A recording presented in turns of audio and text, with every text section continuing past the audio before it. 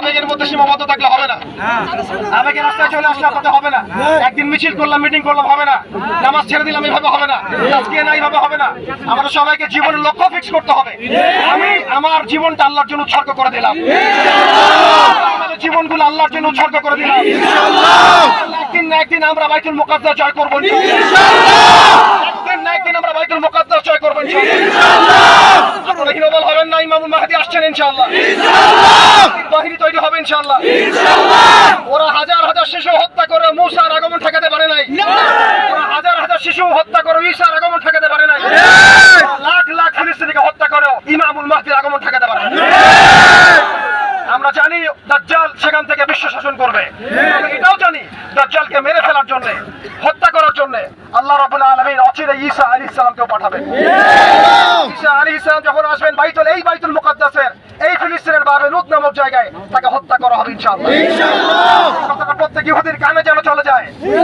এই সময় চিরস্থায়ী হবে না। এই জুলুম চিরস্থায়ী হবে না। মুসলিমদের দুরবস্থা চিরস্থায়ী হবে না। ইনশাআল্লাহ আমাদের আমির আসছেন। ইনশাআল্লাহ আমাদের আমির আসবেন। ইমাম আসবেন। ইনশাআল্লাহ বাহিনী আসবে।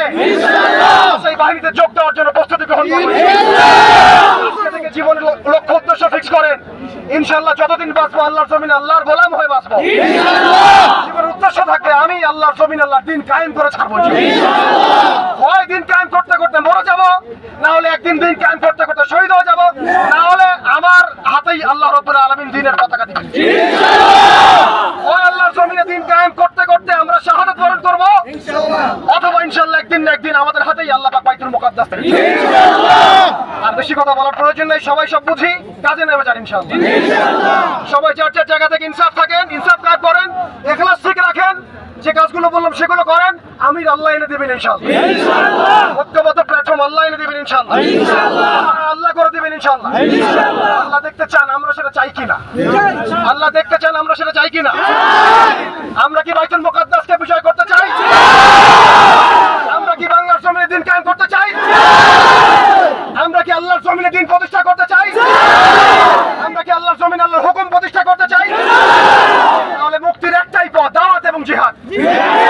মুক্তির একটাই পথ, দাওয়াত এবং জিহাদ।